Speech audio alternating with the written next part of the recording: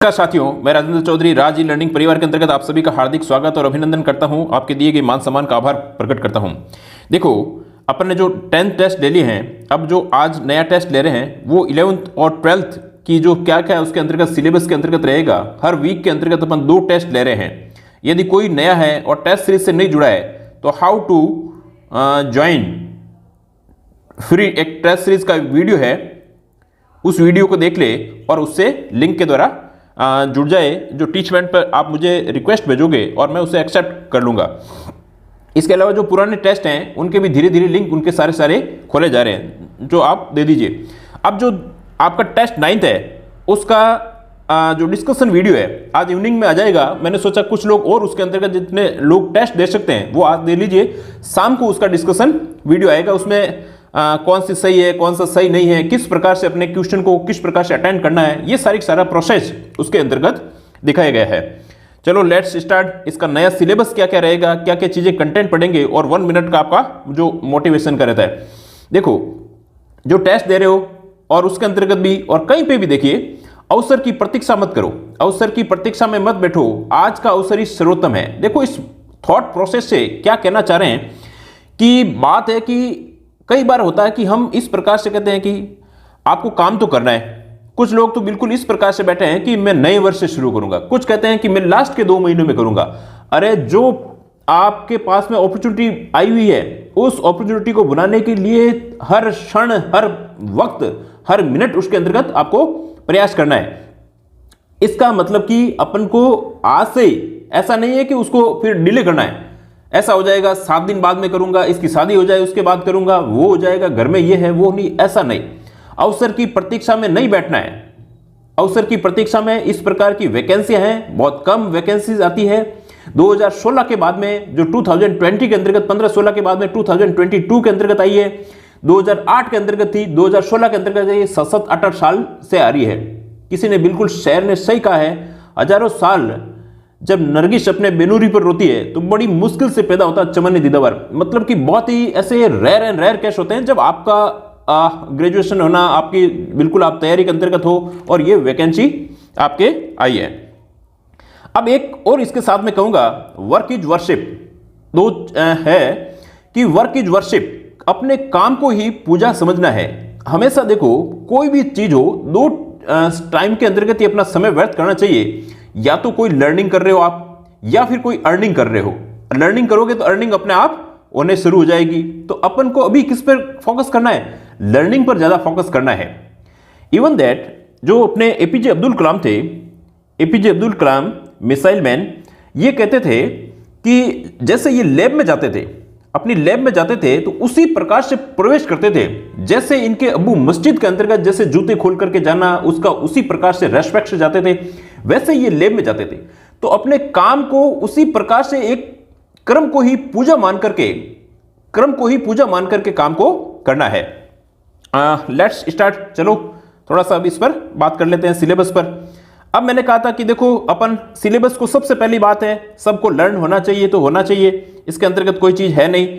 अभी तक के जो टेस्ट हैं उस टेस्टों के अंतर्गत अपन यहां तक टेस्ट ले चुके हैं, इतने हो रखे हैं। अब यदि कोई नया जुड़ता है तो उसको क्या करना है कि ये अपन साइकिल के तहत चल रहे हैं। यदि कोई यहां से जुड़ेगा तो वापस से वो इसी प्रोसेस से आगे चलेगा। तो नया जुड़ रहा है उसको भी टेंशन नहीं लेनी है कि टेस्ट सीरीज के अंतर्गत जुड़ रहे हैं, पुरानी चीजें नहीं की है, अभी इससे वापस से अपन जो नए सिरे से यही से स्टार्ट करेंगे। एक तो बात ये, अब जो टेस्ट है जो सोमवार और अपने गुरुवार को डिसीजन किया हुआ है उसके अंतर्गत क्या है? प्रदर्शन कला, शास्त्रीय संगीत और शास्त्रीय नृत्य। इसके अलावा जो नेक्स्ट इसी मतलब अगले जो गुरुवार को होगा उसमें लोक संगीत और लोकवाद्य। ये थोड़े से टॉपिक के अंतर्गत कई चीजें भूलने वाली है, इसलिए छोटे छोटे से टॉपिक रखे हैं। अब इसके अंतर्गत ज्योग्राफी है। ज्योग्राफी के अंतर्गत अपने जलवायु की विशेषता ये देख लिया, नदियां और जिले रिवीजन के अंतर्गत आ जाएगी, प्राकृतिक वनस्पति और मृदा है जो इसके अंतर्गत नेक्स्ट टॉपिक रखा गया है, ये यहां तक रखे गए हैं। नेक्स्ट इसके अंतर्गत देखिए, संघवाद, भारतीय राजनीतिक और गठबंधन सरकारें, राष्ट्रीय एकीकरण, ये अपना टॉपिक हो चुका है, ये रिवीजन के अंतर्गत रखा है। और राज्यपाल और मुख्यमंत्री और मंत्रिपरिषद अलग अलग रखे हैं अपने, जो 11 टेस्ट के अंतर्गत थोड़ा सा अलग रखा है, और फिर जो 12 टेस्ट है उसके अंतर्गत थोड़ा सा अपने बड़ा करके रखा है। अब जो बात आ रही है क्रोनोलॉजी की, तो क्रोनोलॉजी के अंतर्गत भी थोड़ा थोड़ा अपन 11वें टेस्ट के अंतर्गत आगे बढ़ रहे हैं और 12वें टेस्ट के अंतर्गत संपूर्ण नवंबर की क्रोनोलॉजी को आपको पढ़ना है। संपूर्ण नवंबर की क्रोनोलॉजी को आपको रीड आउट करना है। इस बीच में मैंने अक्टूबर की क्रोनोलॉजी से हाउ टू रीड क्रोनोलॉजी और जो नवंबर की क्रोनोलॉजी में जो पारदर्शिक परिदृश्य सबसे ज्यादा क्वेश्चन पूछे जाते हैं, वहां से भी मैंने आपको एक व्यू दिया है, मेथड दिया है। हालांकि आने वाली जो क्रोनोलॉजी है उनको अपन सारी की सारी पढ़ते हुए भी चलेंगे और बहुत अच्छे मेथड से और बहुत अच्छे तरीके से, और कुछ एमसीक्यू भी इसके निकालने का प्रयास करेंगे। अब बात आती है इस पोर्शन की। इस पोर्शन के अंतर्गत देखिए, जो ये पोर्शन अपन ने आपको सिलेबस याद होना चाहिए। सबसे पहली चीज है नगर पालिका के विकास नगर योजन, यहां तक हो गया।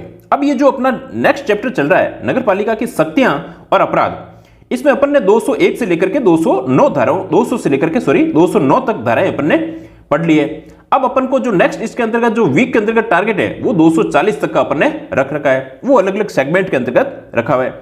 अब अपन ने कई बार इसको सामान्य क्रय अनुबंध को नियमों को लिया। इस बार नगरपालिका कार्य संचालन और नियम 2009 और इसके अंतर्गत कर्तव्य और कृत्य वाला लिया है, और 2 योजनाएं अपन ने इसके अंतर्गत ली है।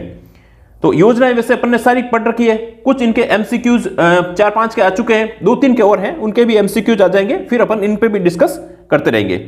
नेक्स्ट देखिए, ये अपने सिलेबस के अंतर्गत जो 11th शेड्यूल है वो 5 तारीख को अपना टेस्ट रखा गया। 5 तारीख को रखा गया, दिमाग के अंतर्गत कर लेना। अभी वापस से उसके अंतर्गत टेलीग्राम में भी आप लोगों के आ जाएगा।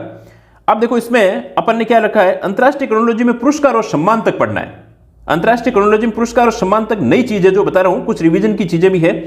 इसके अलावा भूगोल के अंतर्गत देखोगे प्राकृतिक वनस्पति और मृदा, थोड़ा सा ठीक टॉपिक है इसलिए इसको इतना ही रखा है।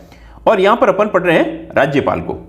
अब बात आती है इसके अंतर्गत देखो इंदिरा गांधी शहरी क्रेडिट को वापस से रिपीट रिवीजन और प्रधानमंत्री आवास योजना को। इसमें नए अपन ने कार्य संचालन नियम और क्षमताएं और शक्तियों को वापस से ये रिवीजन हो रहे हैं, ये अपने पढ़ रखे हैं। ये अपने प्ले लिस्ट के अंतर्गत देखोगे तो आपको मिल जाएंगे।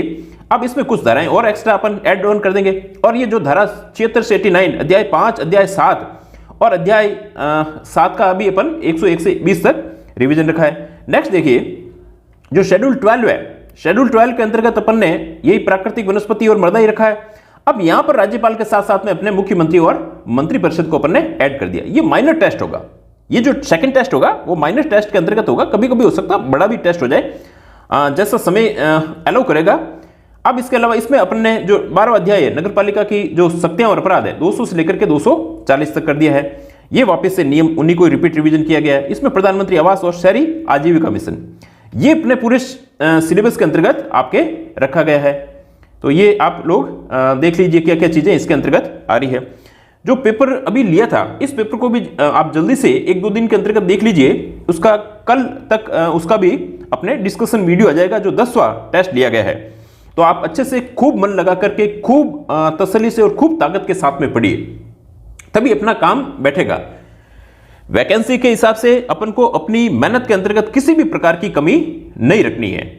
आपको ये नहीं देखना है कि मैं उस समय करूंगा, ये करूंगा। काम को टालम टोल करने की आदत से बचना है। सफलता के लिए सबसे पहली सीढ़ी यही होती है कि टालम टोल नहीं करना है। चाहे आप हो, चाहे मैं हो, चाहे कोई भी हो, सबके लिए यही एक फिक्स सा फॉर्मूला है। तो थैंक्स ए लॉट।